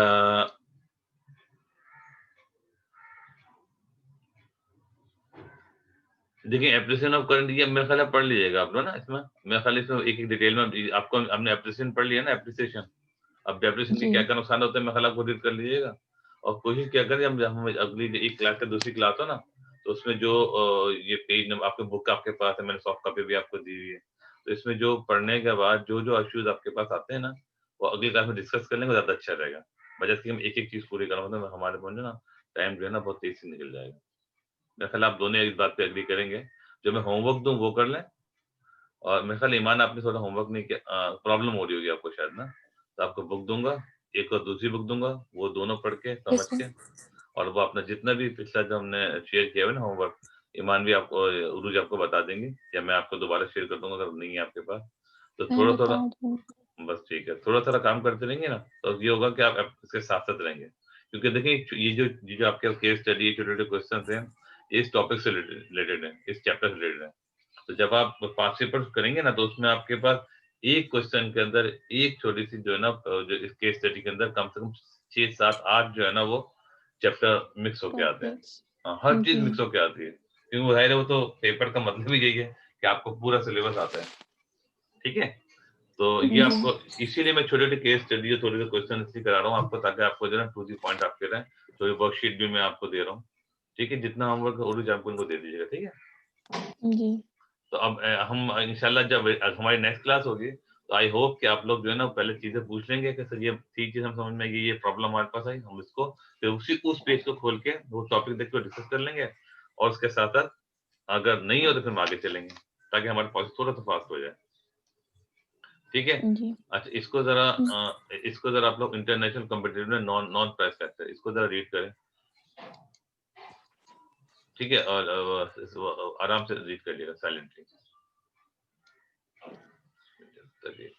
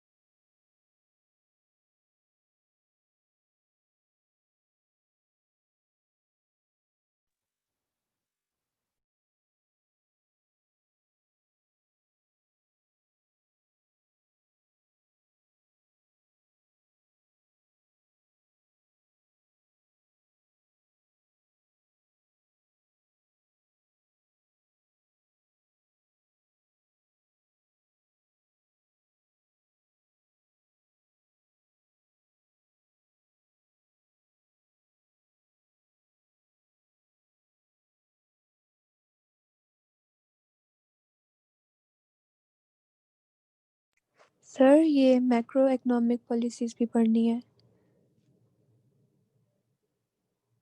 जी क्या कह रही हैं? मैक्रो इकोनॉमिक पॉलिसी वो भी पढ़नी है।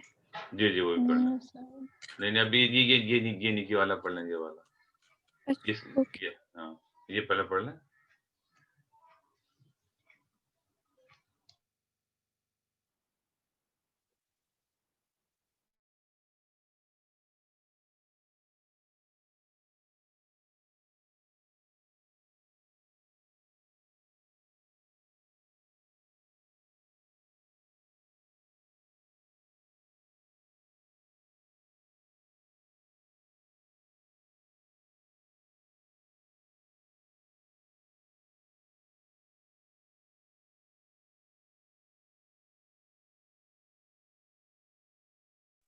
सर ये जो एक्सचेंज रेट के जो टॉपिक्स हैं यहाँ पर लिखा है कि ये इम्पोर्टेंट है बिजनेस के टॉपिक्स, तो क्या इनके ग्राफ्स भी कभी आ सकते हैं, ये अप्रिसिएशन और डिप्रिसिएशन के? नॉर्मली इसमें गिराव नहीं आते, ठीक है ना, क्योंकि आपके पास जो है बिजनेस के अंदर आपके इकोनॉमिक्स में ग्राफ के बहुत इंपॉर्टेंस होती है। यहाँ पे ग्राफ का एज सच कोई इतना रोल नहीं होता, और इसी वजह से देखें ये वाली है ना, ये जो बुक्स हैं सारी हमारी कैम्ब्रिज की इंडोर्स हैं। अगर ऐसा कुछ जी होता है यहाँ पे लाजमी आपके पास दिया हुआ होता है। उसके अलावा एक और बात कि हम जब पास पेपर करेंगे ना, वहाँ पे जब मार्किंग स्कीम पर देखेंगे ना सारी, उसमें क्लियरली जो है ना वो आपके और क्लियर हो जाएगा, लेकिन जनरली वो ग्राफ वगैरह नहीं होते, ठीक है, जी, क्लियर हो। पर केस स्टडी में तो वो देते हैं ना ग्राफ, नहीं वो खुद देते हैं, वो खुद तो खुद देते हैं। देते हैं। हाँ एक तो ये होता है कि आपको बनाना और आपको करना, वो असल में ग्राफ और जो टेबल्स वगैरह देते हैं वो बेसिकली आपकी अंडरस्टैंडिंग चेक करते हैं कि आपको इंटरप्रेट करना आता है कि नहीं आता। क्योंकि देखिए ना, अगर आपको बिजनेस आप कर रही हैं और आपको जो है ना कोई खबर आती है, कोई न्यूज आती है, अगर आपको इंटरप्रेट करना नहीं आता तो फिर तो बिजनेस का फायदा नहीं होगा ना, ठीक है। तो इस सेंस में होता है, लेकिन इसको बहुत डिटेल में वो ये चीज है ना वो इकोनॉमिक्स में टेस्ट होती है, आपका ग्राफ जी बनाना और उसको एक्सप्लेन करना, लेकिन अंडरस्टैंड करना वो इसमें जरूरी है, यानी इंटरप्रेट करना टेबल को, जो आपके पास जो परसेंटेज है या डेटा है उसको समझना बहुत जरूरी है, ठीक है। जी अच्छा, उसके बाद ये आपके समझ में आगे, मैं ख्याल कोई ऐसी चीज नहीं है इसके अंदर, प्रोडक्ट डिजाइन एंड इनोवेशन, ठीक है ना, सारी इसमें क्या पढ़ना, international competitive non price factor. Non price factor का मतलब है कि आप इंटरनेशनली compete कर रहे हैं किसी इंटरनेशनल मार्केट में, लेकिन प्राइस के बेस प्राइस पे। के अलावा जो फैक्टर्स हैं। बिल्कुल ठीक है, आपकी कोई नई प्रोडक्ट ऐसी है या कोई बेहतरीन क्वालिटी की आपकी प्रोडक्ट है, या आपकी कोई ऐसी यूनिकनेस कोई चीज लेके आते हैं, तो वो आपको, जैसे आपको पता है चाइना के अंदर इनोवेशन बहुत ज्यादा है, हर वक्त वो एक नई चीज और नई वो अजीब अजीब चीज लेके आए हुए होते हैं लोग, अब जब भाई आपको अजीब लगता है वही क्या चीज है भाई, और इतनी कम रेट पे लेकर आते हैं वो, हर चीज की तो कॉपी वगैरह करते हैं, वो तो खैर इलीगल है कॉपी करना, लेकिन वैसे जो है ना वो हर चीज के अंदर, जैसे आपको शायद पता नहीं याद है कि, या पता ही नहीं, पता कि सुना नहीं सुना आपने, मेरे पास जो है ना एक जमाने तक, मैं 15 साल वाली बात कर रहा हूँ, उनके मेरे पास उन्हें एक जगह पे सदर में एक जगह से वो एक बंदा सेल कर रहा था की चेन। अच्छा उस की चेन में क्वालिटी क्या थी कि चाबियां वगैरह आपने डाली और अगर वो कहीं गिर गई ना, तो उसके बाद आपने ताली बजाई या अगर ठक ठक किया तो उससे क्या होता था कि वो जो क्या कहते हैं चमकना शुरू हो जाता था, यानी अंधेरे में अगर चाबी गिर गई तो इजीली ढूंढ सकते हैं। ये देखें, अब मेरे ख्याल इतना पता नहीं वो कामयाब क्यों नहीं हुई, पॉपुलर नहीं हुई, तो अभी आपको शायद पता भी ना हो, सुना भी ना हो उसने, तो वो इस किस्म की चीजें लेकर आ रहे होते हैं कि वो आपकी किचन है, किचन में आपने जो है वो उसके पीछे कुछ उन्हें लगाए हुए चीज, जिससे क्या हुआ कि आपने अगर अंधेरे में चाबी गिर गई, आपकी लाइट गई हुई है या कोई अंधेरा है या आप किसी हाईवे पे जा रहे हैं, आपने गाड़ी की चाबी निकाली, बंदी गिर गई और पता नहीं किधर उधर हो गई, आप ढूंढ रहे हैं, तो आपने थोड़ा सा आपने ताली बजाई है क्या किया था, वो चमकना शुरू हो जाता है, आपने ढूंढ लिया। तो बेसिकली ऐसी इनोवेशन जिसकी वजह से ना वो आपको लोग अट्रैक्ट हो और फटाफट परचेज करें। तो ये एप्पल जो है ना, एप्पल की जो ब्रांड है वो कुछ ऐसी, उनके पास ग्राफिक्स खास तौर पे देखिए, हालांकि एप्पल का जो मोबाइल है, एप्पल का जो वो आईपैड है या एप्पल का लैपटॉप है, इट्स वेरी वेरी एक्सपेंसिव, लेकिन लोग एक्सपेंसिव लोग, एक तो ये होता है कि ब्रांड इमेज ही ऐसा लोग ले रहे होते हैं, याद रखो एप्पल है, ठीक है ना, यूर हैविंग, तो वो स्टेटस सिंबल के तौर पर इस्तेमाल करते हैं, वो अलग चीज है, लेकिन जो जो ग्राफिक जो जो जो डिजाइनिंग वगैरह कर रहे होते हैं, दूसरे जो काम कर रहे होते हैं, उनको उसके अंदर इतनी बेहतरीन क्वालिटी की चीज मिलती है कि वो उनको जो कॉस्ट है वो कवर हो जाती है उनकी। ठीक है, तो उसका कंपेटिटिव कहीं नहीं होता, बहुत फास्ट होता है, बहुत से बेनिफिट्स के अंदर होते हैं। ये इनोवेशन तो ये एप्पल की पहले होती थी, अब तो लोग बस ब्रांड को खरीदते हैं या बिल्कुल, नाम को। बिल्कुल। अब देखे ना वो उन्होंने वो एप्पल आपने ले लिया, पाकिस्तान वगैरह के अंदर है, वहाँ अमेरिका में तो खैर बहुत सैमसंग जो इसलिए लेते हैं कि अमेरिका ने ब्रांड इस वजह से ले रहे होते हैं। लेकिन अब जो है ना, जी, अब वो उन्होंने और एक्सपेंसिव करना शुरू कर दिया उन्होंने, भई आप चार्जर अलग से लें, कनेक्टर अलग से लें, ये लें, उन्होंने वो और उन्होंने अपनी कॉस्ट कम की है अंदर से एयरफोन्स और वो बैटरीज निकाल के। हाँ, हर चीज़ अलग-अलग सेल कर रहे हैं वो। वो कह रहे हैं आपको जैक लगाना उसके अलग पैसे लें। अब अच्छा मजे की बात ये है कि आपके पास जो है, अगर कोई भी आप मोबाइल चार्जर है ना, उसका चार्जर ही अलग है, उसका ईयरफ़ोन ही अलग जी, है, उसका जैक ही अलग है। वो बेसिकली वो जो है ना यूनिकनेस पे जा रहे हैं वो। क्योंकि लोग देखें उन्होंने देखा है कि भाई लोग इसके ब्रांड को बहुत वो करते हैं ना, मतलब इसी को एक्सप्लॉइट करो। बेसिकली तो इसको एक्सप्लॉइटेशन कहना चाहिए। ठीक है ना? जी, ये वो नहीं है, लेकिन वो एक है। लेकिन एक ये भी एक एडिक्शन हो जाती है जो लोग मैंने तो मेरे पास वो आईफ़ोन तो नहीं है, लेकिन जो मेरा बेटा है उसको वो अपने उसने आईफ़ोन लिया तो उसने बाद दूसरा जब सैमसंग लिया, हालाँकि उससे बहुत अच्छी उसकी कॉन्फ़िगरेशन थी, लेकिन फिर वो आईफ़ोन पे आ गया। एक मेरा कल स्टूडेंट आता था वो कह रहा सर आईफ़ोन आप इस्तेमाल करें तो दूसरा इस्तेमाल कर ही नहीं सकते। अब ये उसकी वो थी, मुझे नहीं पता भई, कि मेरे पास जो मोबाइल है मैं तो कोई मोबाइल भी इस्तेमाल कर लेता हूँ, कोई भी दे देता है इस्तेमाल कर लेता हूँ। सैमसंग का है, पहले उसका था, फिर उसके अभी मोटोरोला का बाद है। मतलब ये कि यूज़ के हिसाब से देख रहे हैं ना, लेकिन जो सैमसंग में कस्टमाइजेशन है, लेकिन ये आईफोन में सब कुछ ऑलरेडी होता है, उसमें लिमिटेड है चेंजेस भी। हाँ, बिल्कुल। नहीं, नहीं देखिए आज देखिए अब बात होती है नीड के ऊपर। जैसे मेरी जो नीड है उसको अगर मेरी फुलफ़िल कर रहा है, दैट्स फाइन।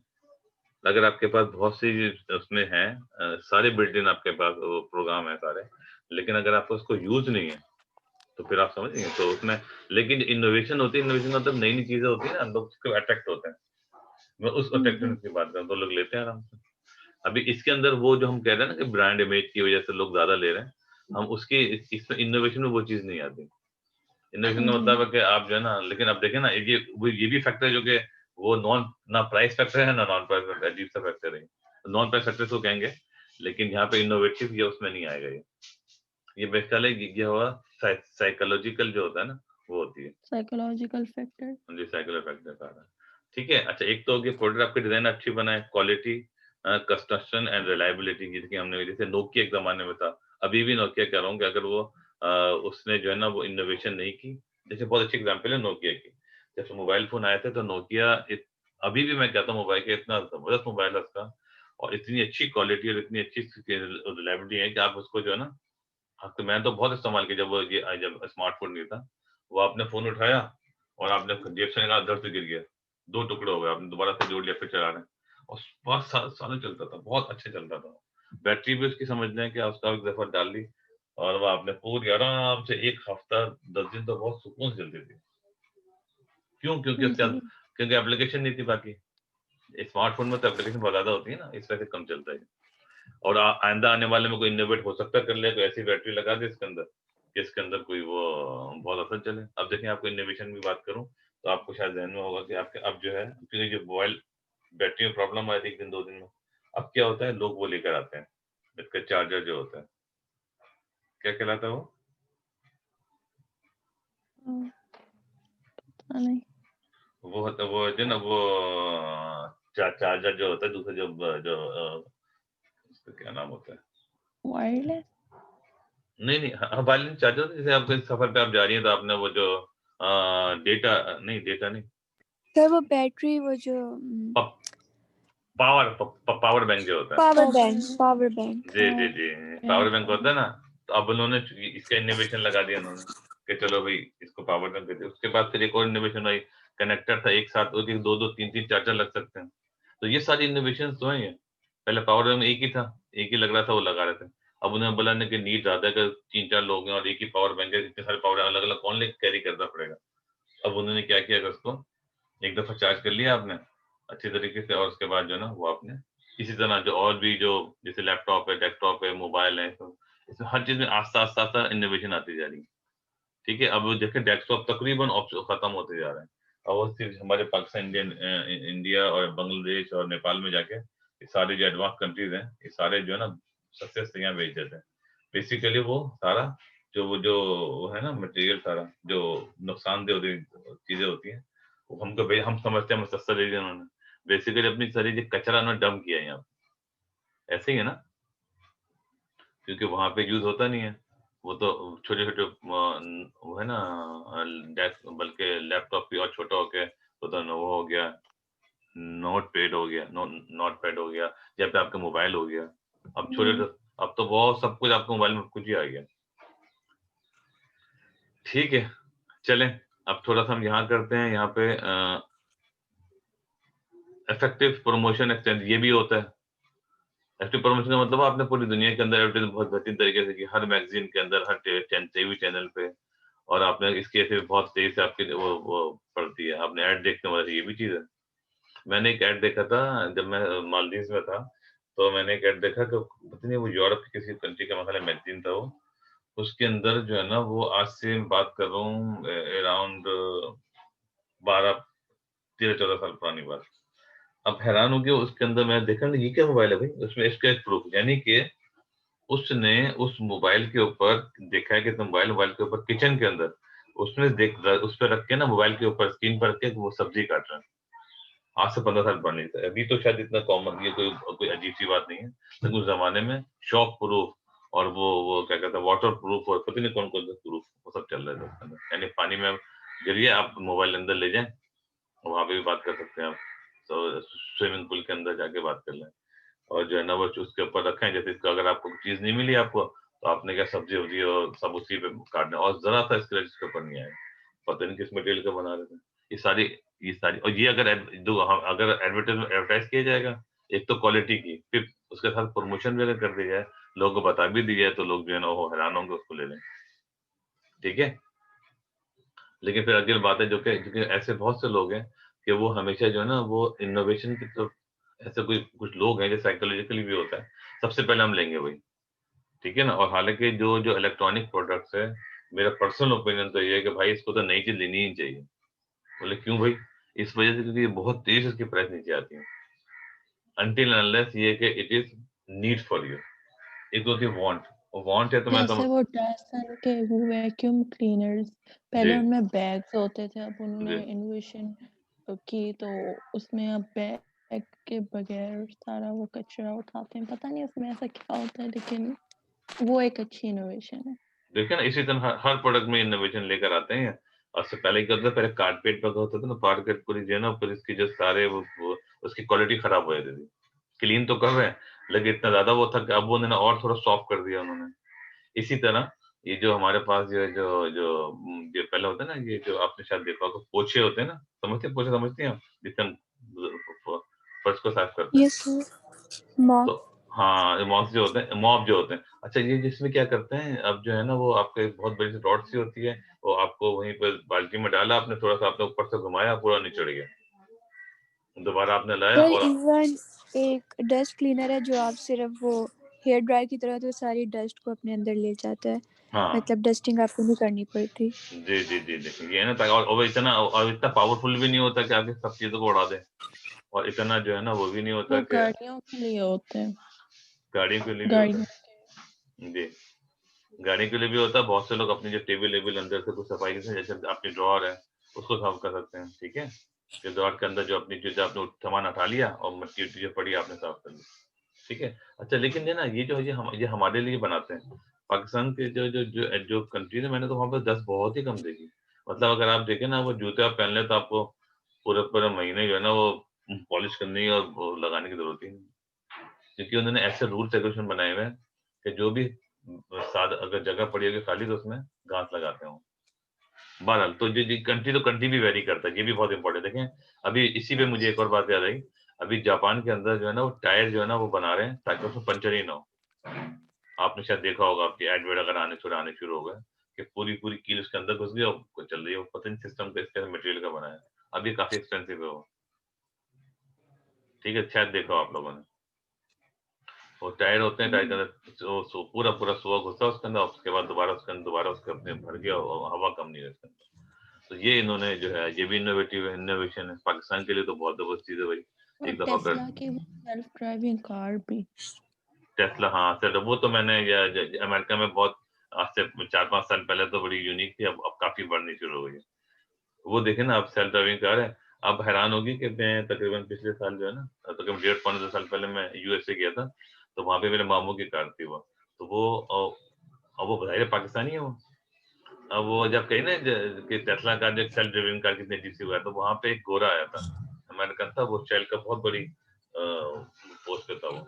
अब ज़ाहिर है आपको वहाँ पे एक से एक गाड़ियाँ होती हैं, लेकिन टेस्ला देख के वो भी हैरान हो गया था। वो हम गए, हमने मीटिंग करने के बाद बाहर निकले, हमने उसको जो है ना, वो जो मामू ने क्या किया, उसको वो जो थी आपके पास थी रिमोट कंट्रोल जो था, उसने उसको बुलाया, गाड़ी आके खड़ी हो गई।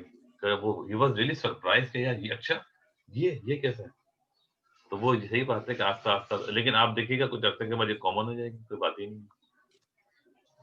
हो सकता है कोई और चीज़ नहीं निकला है, कुछ अर्से के बाद ये हो कि भई आपके पास रश बहुत ज़्यादा है, तो पता चला कि आपको ऐसे हाइड्रोजन कार्स हाइड्रोजन, हाँ जी, जो हाइड्रोजन यानी एयर से लेके चलती है, एयर से लेकर चला, पेट्रोल पे जाती है। बिल्कुल। अभी तो कहीं सोलर चलनी तो शुरू हो गई ना, कि जब हाइब्रिड कार जो है, वो आपके बैटरी लगाइए स्टार्ट करने के लिए, फिर आपके पास पीछे जो धूप पड़ती रहती है, उससे बैटरी चार्ज होती है, गाड़ी चल रही होती है।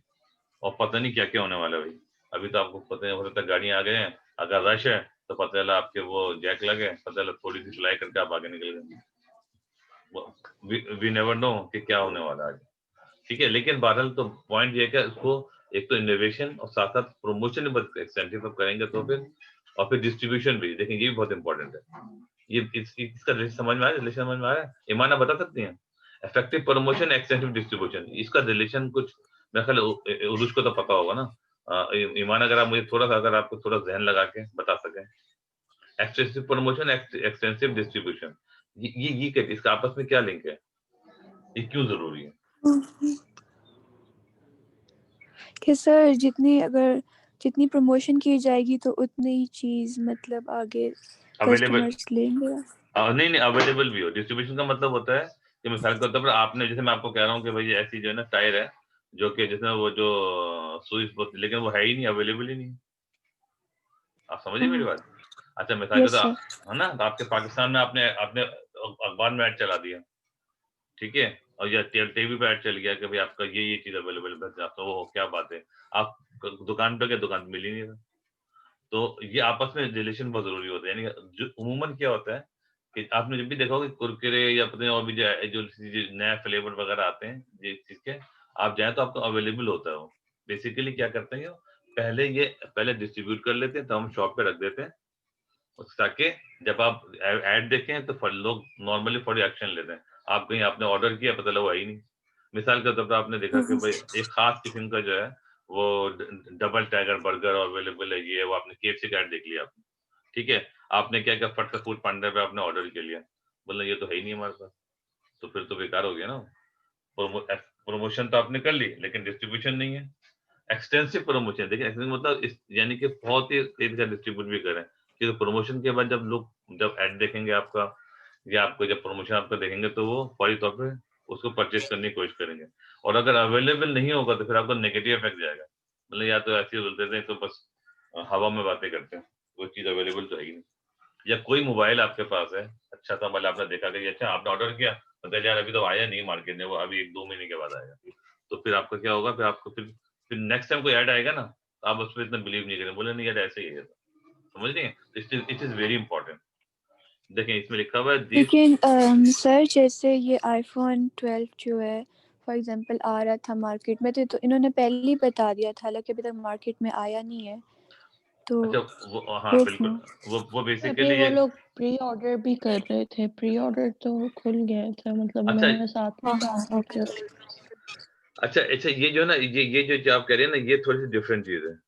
जो बात कर रही है ना, बेसिकली इसके अंदर ये और चीजें, मतलब बेसिकली वो एक जो है ना, वो हाइप क्रिएट भी करनी होती है, ठीक है ना, वो एक डिफरेंट चीज, यस सर। ये हर प्रोडक्ट में और हर चीज में ऐसा नहीं, हर कंपनी इसको ऐसा नहीं कर सकती, ठीक है? ये क्योंकि उसका एक बहुत ही स्टैब्लिश ब्रांड है, और उसका जो है ना, लोग जो है ना वो अच्छा, एक वजह उसकी ये है कि ये वो चीज है, हर कोई चाहता है पहले उसके पास आ जाए, ठीक है ना? तो इसके लिए वो ये हाइप क्रिएट करते हैं, लोग समझते हैं कि यार सबसे पहले मेरे पास आए, सबसे पहले मैं ऑर्डर कर दूं, तो उससे एक तो ये फायदा, दूसरा फायदा उनको ये होता है कि जिस करने पहले कि यार प्रोडक्शन के हिसाब से कर लेते हैं, वो उनको पता होता है नहीं यार लोग डिमांड कर रहे हैं नहीं कर रहे हैं, ठीक है ना। अगर वो समझते हैं यार हमने हमने हमारे अंदाजा था कि यार तकरीबन 1 लाख जो है ना मोबाइल फोन बिकेंगे, पता चला वो ऑर्डर जो है ना वो 1.5 लाख के आ गया, तो फटाफट जो है ना, क्योंकि वो टाइम होता है उनके पास, तो फिर प्रोडक्शन बढ़ा देते हैं। ठीक है, लेकिन ओके। हाँ, लेकिन याद रखिएगा कि हर प्रोडक्ट के लिए और हर फर्म के लिए ये नहीं होता। ये 1 आध 2, अगर हज़ारों प्रोडक्ट हमारे पास हैं, तो 1-2 प्रोडक्ट के साथ तो ऐसा हो सकता है। ठीक है? लेकिन अगर किसी हर प्रोडक्ट के साथ ये करने की पॉलिसी अपनाएँगे तो बहुत प्रॉब्लम हो सकती है। ठीक है? क्योंकि आप जो है ना वो हर चीज़ के लिए इतना वेट नहीं कर सकते। मोबाइल फ़ोन के लिए तो आप वेट करते हैं, चलो भाई आपका ऑलरेडी आपका मोबाइल है, चल रहा है, और आपने बोला आप और पहले से बता देते हैं, भाई ठीक है आने वाला है, अभी जनवरी या आपको मार्च में लॉन्च करने वाला है, वो ये और ऑर्डर बुक करना शुरू कर दिया उन्होंने। ऐसे ही करते हैं ना?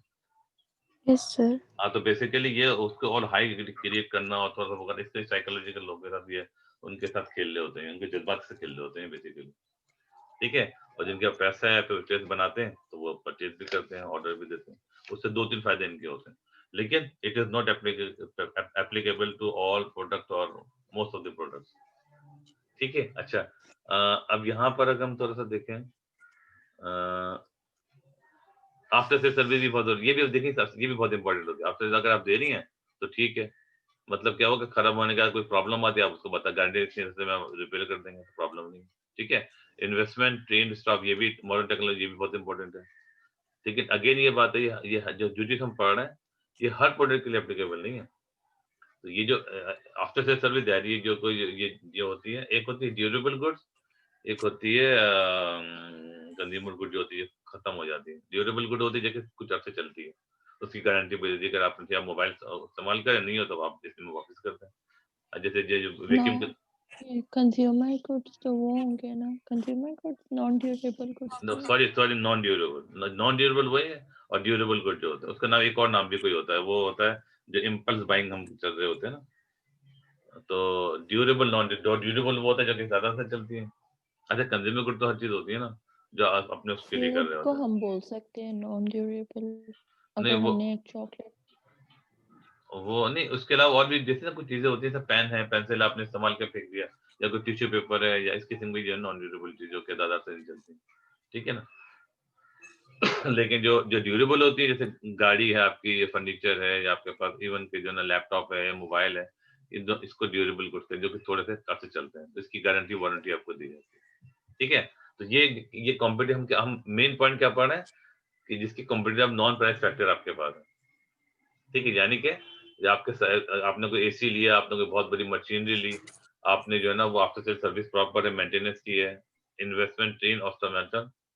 अच्छा, उसके अलावा ये देखें, ट्रेन ऑफ स्टाफ को, जैसे आपने एसी लिया, तो जो एसी में जो प्रॉब्लम है उसको टेक्नोलॉजी को समझ सकते हैं। जब ये अभी कुछ अर्से पहले एक आया था इन्वर्टर वाला, डीसी इन्वर्टर का एसी आया था ना, अभी भी तो उससे कहते हैं कि वो जो फ्यूल का जो आपकी जो कंजप्शन होगी कम होगी, इलेक्ट्रिसिटी कंजप्शन कम होगी। लेकिन अगर यस प्रॉब्लम सर। प्रॉब्लम आई थी ना, उसमें टेक्निकल था। मेरे घर में इन्वर्टर लगाया था, उसमें क्या हुआ, कोई कार्ड होता है इलेक्ट्रॉनिक कार्ड, तो वो समझ ही नहीं आ रहा किसी के। तो ये भी बड़ी प्रॉब्लम होती है, फिर नेक्स्ट टाइम बंदा कोई लेगा ही नहीं। अब हुआ क्या, ये मैं रियल लाइफ एग्जांपल दे रहा हूँ आपको। लेकिन हुआ क्या कि हमने एसी वाले से पूछा, यार मसला आ गया, उसने दूसरे बंदों को भेजा, वो अच्छा, वो यहाँ से वो पूरा कार्ड है ना, यहाँ से डिसमेंटल करके लेके जा रहा है, वहां जाके बनाता है, उसको चेक करता है, चलाता है, फिर यहाँ लेकर आता है, यहाँ लेके नहीं चल रहा। इसका मतलब है जो बंदा है वो इतना स्ट्रेन तो, लेकिन इतना स्ट्रेन नहीं है, उसको समझ ही नहीं आ रही कि फॉल्ट क्या है। तो ये भी प्रॉब्लम। उसके बाद अच्छा, फिर मैंने क्या किया, मैंने फ़ोन किया कि भाई मेरा ये मसला आ रहा है एसी में। तो पता 4-5 लोगों ने ये कहा कि आप डीसी इन्वर्टर बेकार है, ये इसको ना लें। चले तो जो है ना वो चाँद तक वरना शाम तक, वरना कोई इसकी कोई गारंटी नहीं। अब क्या होगा, इससे क्या होगा, इससे नेगेटिव इफेक्ट आएगा, लोग डीसी इन्वर्टर इस्तेमाल करना छोड़ देंगे। बोले भाई थोड़ा पैसे ज़्यादा दे दो, ताकि थोड़ा-सा उसी को कर लो। अब मेरी बात समझ रही हैं क्या कहना चाह रहा हूँ? अगर आपके जो ट्रेन स्टाफ अगर प्रॉपर टेक्नोलॉजी, मॉडर्न टेक्नोलॉजी से अगर ट्रेन नहीं है, तो उसको समझ में नहीं आएगा, तो वो बजाय इसके के पॉजिटिव जाने के उसके आपके सेल बढ़ने के, वो आपके नेगेटिव में चली जाएगी, प्रॉब्लम हो जाएगा। ठीक है? ठीक है जी, मेरा ख्याल है आप लोग ये मैक्रोइकॉनॉमिक पॉलिसी या पढ़ लीजिएगा, बुक भी शेयर कर दूँगा, फिर इंशाल्लाह अगली क्लास में कर लेंगे, है ना? काफ़ी है ना इतना? ये तो अगर करें, वैसे अभी यस थोड़ा, सर, काफ़ी है। है ना? थोड़ा-सा मेरा ख्याल है वो भी हो गया, बोरिंग भी हो गया। असल थ्योरी है ना ये।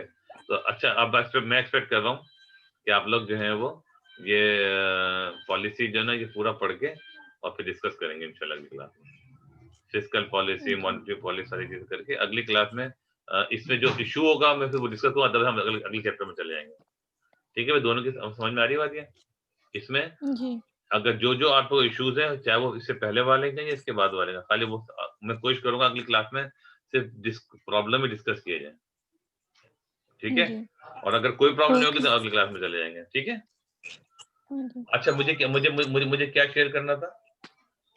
एक तो सर बुक वर्कशीट शेयर करनी थी। आईबी की बुक, एक इकोनॉमिक्स की बुक भी शेयर करनी है ना? Yes sir. चलो मैं अभी शेयर करता हूँ। ठीक, व्हाट्सएप पे शेयर। और तो कुछ नहीं दीजिए ऐसी कोई? सर इस चैप्टर के वर्कशीट। ठीक है, इस चैप्टर की वर्कशीट जो है, वर्कशीट और उसकी जो एमसीक्यू में शेयर कर दूंगा। अच्छा, आपने वो जी। एमसीक्यू किए कर लिए थे क्या? एमसीक्यूज वो मैंने किए थे, लेकिन मैंने उन्हें सेव नहीं किया था, मैंने ऐसे ही बंद कर दिए थे। अच्छा, चले तो दो करके वो करके मुझे भेज दीजिएगा। ठीक है, ठीक है। थोड़ी जी। सी एमसीक्यू से थोड़ा सा ना वो आपकी जो अंडरस्टैंडिंग थोड़ी अच्छी हो जाएगी। ठीक है, जी। चलें, ओके। मैं इसको क्लास ऑफ करते हैं, इंशाल्लाह आपको मैं बुक शेयर कर देता हूँ दोनों, इकोनॉमिक्स और आईबी। सर। ओके, अल्लाह हाफिज, अल्लाह हाफिज।